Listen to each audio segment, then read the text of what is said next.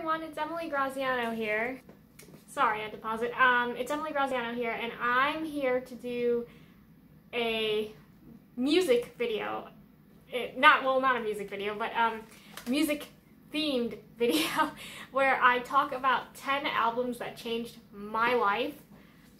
And these albums I selected, they're kind of an assortment. There is Kiss on here, obviously, and I'm kind of strapped for ideas for a new Kiss album.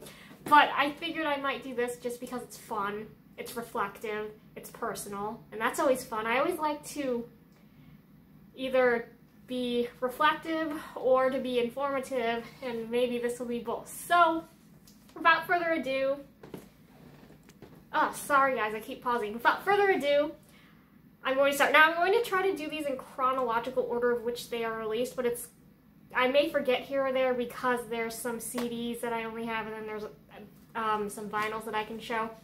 So I'm just going to try to keep it chronological. Not necessarily I like these more than the other one. It's not a rankings video. I just want to make that clear. So I'm just going to start. It's more a reflective video, I guess. So I'm going to start with one of my most favorite albums ever, released in 1970, The Beach Boys' Sunflower. This album changed my life because I didn't know that the Beach Boys did more than surf music, did more than like surf, sand, cars, and girls. To hear them do Sunflower, that was like my first taste of, whoa, they did all these other songs about other topics, like love of people as illustrated in the song This Whole World, which is one of the best songs I think in their whole catalog, and songs like Forever, Dennis Wilson's Forever. Yes, I first heard it on Full House, but I wanted to hear the Beach Boys version. Knowing that it was on Sunflower, I had to get it off iTunes because there was no other way to listen to it. I didn't know how to have access to a CD or anything, so I had to get it off iTunes, and I only downloaded Forever, but ever since then, I'd been seeking out the whole album, and when I finally listened to the full record of Sunflower, it changed my life. It was a great way for the Beach Boys to start off the decade, and that's why it's just one of my most favorite albums ever, and why I consider it that it changed my life, because of this just incredible talent that went into this album. And when I first heard the Beach Boys had this album called Sunflower, I'm like, oh, well, it has the word sun in it, you know? Like, they did beachy stuff, but no, this totally changed my view on the Beach Boys, so Sunflower. Up next, the next album that changed my life is from Kiss. Surprise, surprise. Okay, Hotter Than Hell. And not necessarily for the songs on here, because there are some songs on here I don't like, but seeing this cover kind of changed my life, because when I was little, and I did a whole video on this, by the way, I thought that this was a Chinese artwork cover, and I was very insecure with the fact that I was Chinese when I was little, because I wanted to be like everyone else. Everyone else I knew was not Chinese, and when I saw Kiss pose on this, I'm like, wow, they have a Chinese cover. I know it's Japanese. Again, I did a whole video on this, but it changed my whole view of thinking about me in my life. And if Kiss could go up and play hardcore rock and roll and be badass on stage and be awesome and be epic, I started thinking, well, maybe I can be awesome. Maybe I can be cool. So, Hotter Than Hell. My favorite songs on here, of course, I love Got to Choose. I always have loved Got to Choose. Going Blind. I wasn't really allowed to listen to Hotter Than Hell when I was little that much. Parasite I didn't listen to that much when I was little, but now I consider it one of my favorite songs. Coming Home. I love that song. It's on Unplugged. Coming Home, one of my favorite songs. Anyway, this album changed my life just because of the cover alone, but I have come in my later part of my childhood and my early adulthood, basically. Well, no, I should say more my teenage years. I came to love the material on it, but the cover changed my life when I was little. So that's why I consider it that it changed my life. Up next is an album that I really didn't pay that much attention to until it was brought to my attention by a very good friend. And I'm including it on here even though I haven't listened to it a whole lot. but I'm including it on here because in a sense, it did change my life. Captain Fantastic and the Brown Derby Cowboy by Sir Elton John. Yes, everybody, Elton John, he was knighted by Queen Elizabeth, remember that. He's Sir Elton John. I really didn't know any of the songs on here.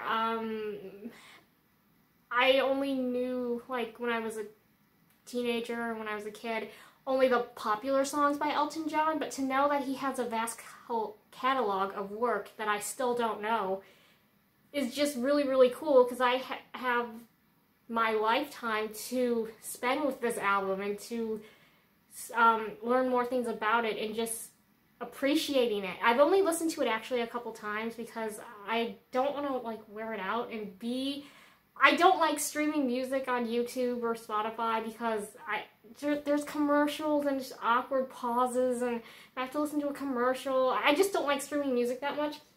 But whenever I do listen to this album, I feel like it's a real treat.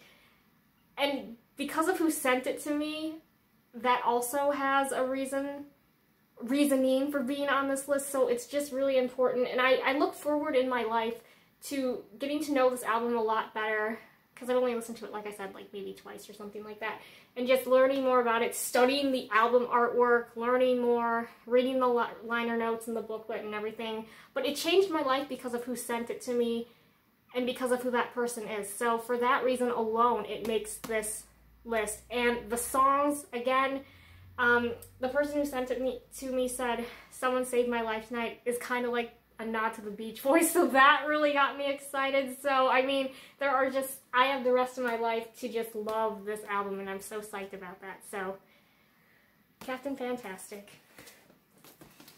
Up next is an album, that might surprise you. It's by Survivor, and it's not the likely choice. Too Hot to Sleep by Survivor. Now, hear me out. I know Survivor. I'm from Chicago. That's one of my dad's favorite bands, actually. My dad, for the record, he's not a collector. He would go to a concert with me, like if it was Survivor or the Beach Boys or REO Speedwagon, but Aerosmith, AC/DC, Kiss, forget it. He's not going to that. But anyway, my dad had a record collection, like a huge record collection, and he just didn't want to keep it. It's not because he doesn't like the music, it's because he's not a collector. Like, he doesn't have that element within him, but he let me take things. And I kept Vital Signs and Eye of the Tiger. I'm like, oh, that's all I need. And my mom, she's like, "Emily, you need to keep this." I'm like, "Why?" She's like, "Because you need to keep it." I'm like, okay. And then I went and I listened to it on my record player. I'm like, oh my God, Survivor is more than just Vital Signs and Eye of the Tiger. Okay, this album is pretty good. There are some weak points on here. But She's a Star, Desperate Dreams, Didn't Know It Was Love. Those songs are vastly, vastly underrated. And it made me see Survivor in a legitimate light of this is a totally underrated band. They have more than just their 2 albums, and there's more than just High on You and Eye of the Tiger. So in a way, this album kind of changed my life. And my mom, she looked on the back, she's like, "Oh, he's cute, you gotta keep this album now." And I'm like, "Who is that again?" She's like, "I forget who it is, but you need to keep it." I'm like, okay, so that goes to my mom. She's the one who suggested that I had to keep it. So, Too Hot to Sleep. Up next is the first album that basically changed my life when I was like 2. Smashes, Thrashes, and Hits. Guys, you're probably sick of me talking about this album, but this album changed my life. I was singing Let's Put the X in Sex and You Make Me Rock Hard when I was like 2 years old, and I didn't get in trouble. How my mom didn't punish me, or she didn't say, "Emily, you don't sing those songs." Like, she just went with it. My dad, if he knew that was happening, I think he would have put a stop to it, but I didn't sing the songs when he came home from work. I didn't. And she didn't play the record when he was home from work. So, it is what it is. But this album changed my life. I always wanted to copy Paul Stanley's hands when I was little. And now that I think about it, these hands are kind of creepy down here. But when I was little, I didn't think about it. I'm like, that's just the cover. That's just the way it is. But this album will forever be part of my life because I got introduced to it when I was 2, and it just has stayed with me. All the songs that are on here are a part of my musical DNA. If you cut open my DNA and you extract it, yeah, that's what it's called, DNA extraction. I think you'd find the lyrics to all these songs, like, embedded in it. So, Kiss, Smashes and Thrashes, and Greatest Hits. Okay, up next is another Kiss album that you're probably sick of me talking about. 1996, recorded in 1995, MTV Unplugged. Oh my god, you're probably sick of me talking about this, but it changed my life.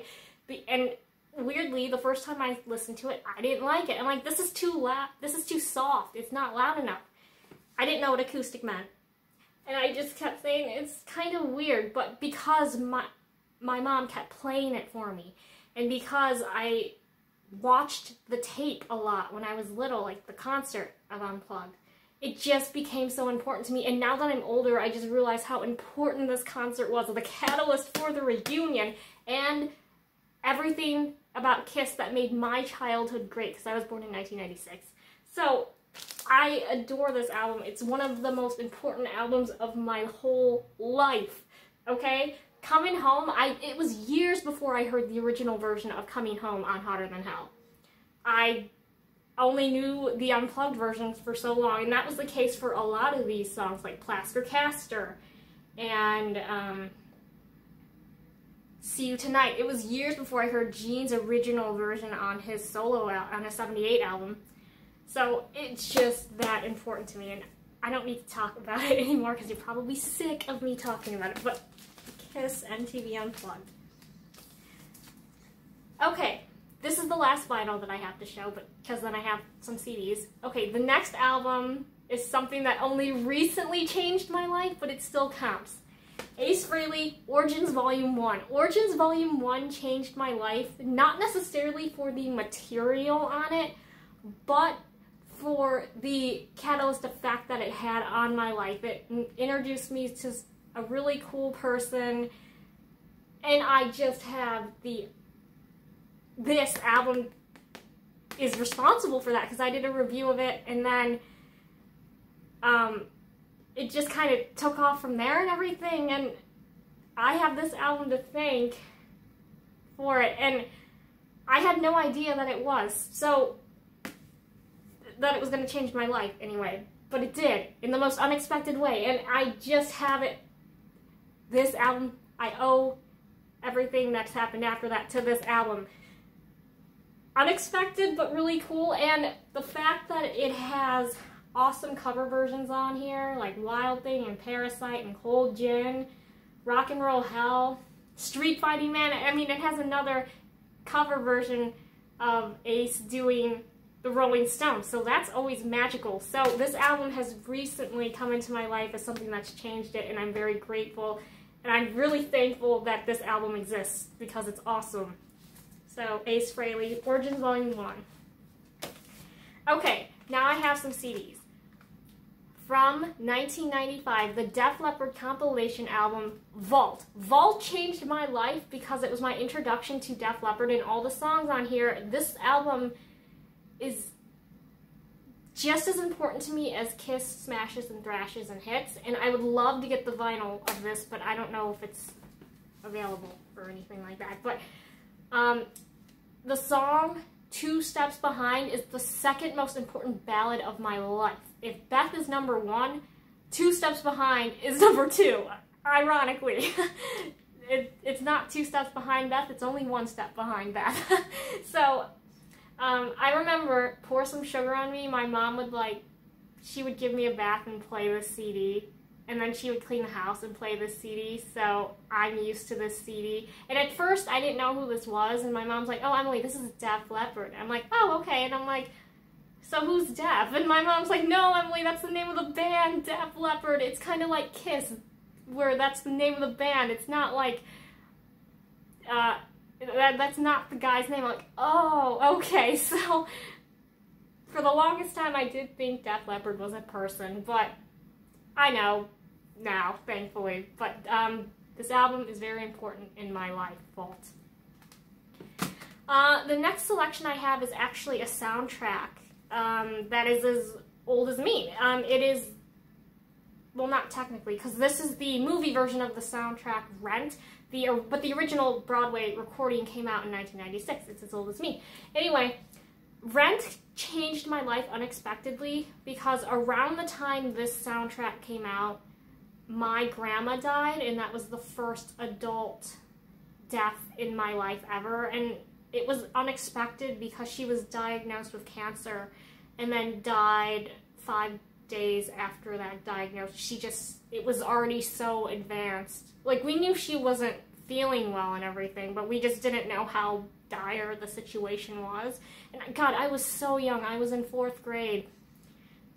And everything basically changed in less than a week for me with my grandma dying. But this soundtrack is all about grief and loss and death, actually, when you think about it. But it's so deeply emotional that I think this really helped me get through the process. It helped my mom get through the process a lot. And we used to play this in the car driving from, well, where I live in the Chicagoland area, the Chicago suburbs, to Hamden, Indiana, where my grandfather was living before we moved him out of there. And I think it really helped me process my feelings without knowing I was processing my feelings, because I was only 9. And it gave me my lifelong crush on Adam Pascal. Oh my God, one song, Glory. I mean, he's the male lead, essentially, in this piece. I mean, all of them are, but Adam Pascal has a very important role in Rent. And he plays Roger, the rocker who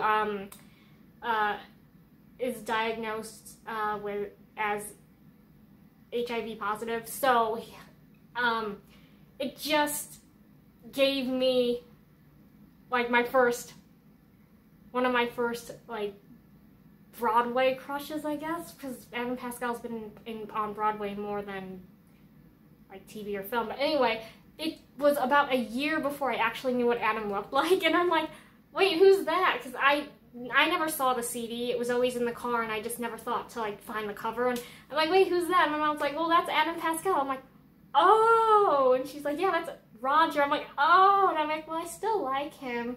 And my mom, she just said to me, well, you better still like him. So Adam Pascal proved to me that yes, you can have a crush on someone just due to their voice alone. And for the record, Adam Pascal looks cool with his long hair. I wish he would have his long hair again. But Adam, I love you, Adam. Anyway, the Rent soundtrack.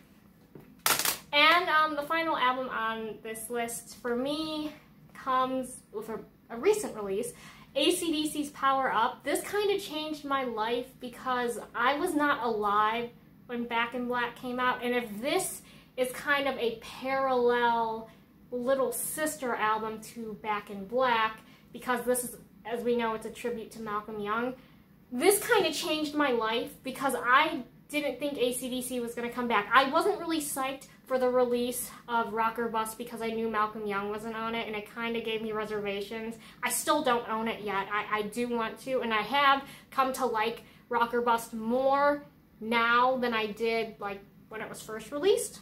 I just wasn't on social media when it was first released, so I wasn't like putting my opinions out there, so it's just getting out there now. But this album, it came out at the right time, in the right place, and it's going to be one of those albums in history that's going to be highly regarded, I think, because of not only the material on here, but for the story of how a band can rise from the ashes after a tragedy and after all hope was lost. Because, I mean, we lost Brian, we lost Cliff for a while, we lost Phil for a while, and of course, physically, yes, Malcolm, we lost Malcolm, and we can't fix that. So this album proved to me it's not over until it's over, and that there is hope after, because Rock or Bust really didn't do anything at the time for me, but this album did. I don't know, I can't explain it, but I feel like this album changed my life and my viewpoint of it's okay. Things can be good even if they're bad. And it's one of the first albums in my adult life that came out that I got to experience, because like the last Kiss album, when it came out, I was, I think, sophomore or junior in high school. So this is one of the first albums in my adult life that I got to experience the release of. So that's why Power Up changed my life. I don't think I said it before now. Power up. Power up, everybody. Okay, and that's it for this video. Thank you for watching, and I hope you learned a little bit about some of the albums that changed my life. I will see you in the next one. It's going to be a Kiss one. What the topic will be, I'm not sure yet, but thank you for watching, and I'll see you in the next one. Bye-bye.